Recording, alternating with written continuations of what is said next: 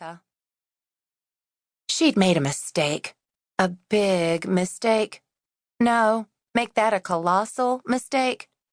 One she might not be able to fix.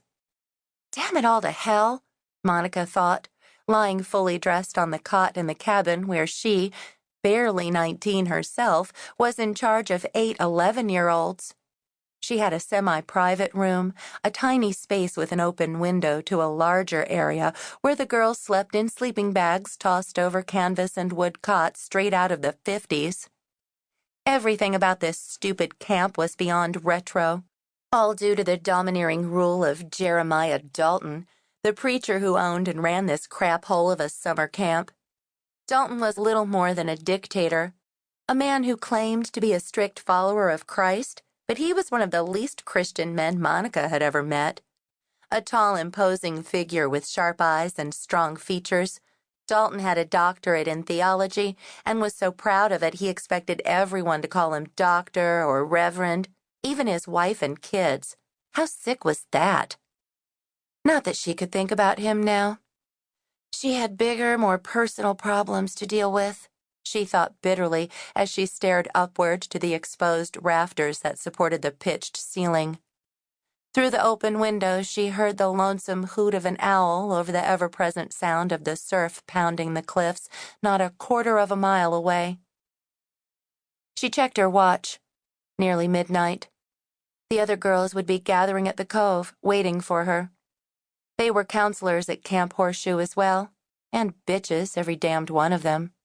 She hated them all and wondered why she'd even drawn any of them into her confidence, especially Bernadette. What had she been thinking? Yeah, Bernadette Alsace could keep a secret, or at least Monica hoped so. But still, she should never have confided in the athletic girl with the sharp wit and even sharper tongue. Then there was Bernadette's younger sister, Annette. How in the world had that wimpy little tattletale gotten a job here?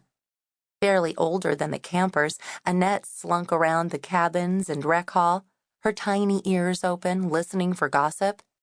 Truth to tell, Annette with her wide eyes and not-so-innocent smile kind of freaked Monica out. Another freakoid bitch. Oh, bloody hell, she had to quit thinking and get going. She felt something inside her shift, but she could do nothing about it. She'd been pregnant, had even given Tyler the news that, like it or not, he was going to be a father. Had secretly hoped that he would change with learning the knowledge, that he would love her and marry her. She swallowed hard.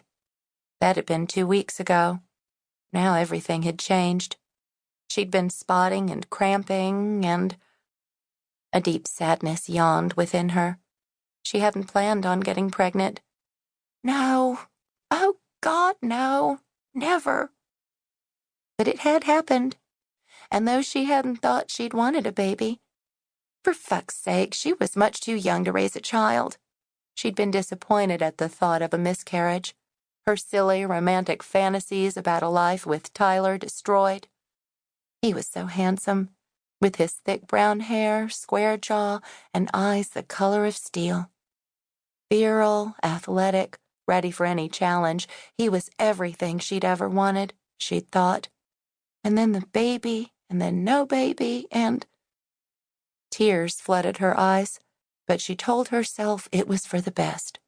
Now they could both go on to college, and Tyler was free to marry Jo-Beth, the girl to whom he was nearly engaged. No, make that the bitch to whom he was almost engaged. At that thought, Monica winced. Cautiously, she raised up and peered over the windowsill into the main area of the cabin. The bigger room was dark, faintly illuminated by one nightlight. All of the cots were occupied, the girls dead asleep after a rigorous day of tending to the horses, swimming in the lake, Bible classes, and kitchen or latrine duty before an outdoor sing-along and prayer meeting.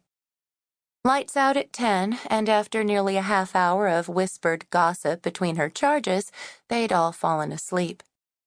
Even scaredy-cat Bonnie Branson, who was smaller than the other girls and had long blonde curls that had never seen a pair of scissors, was out.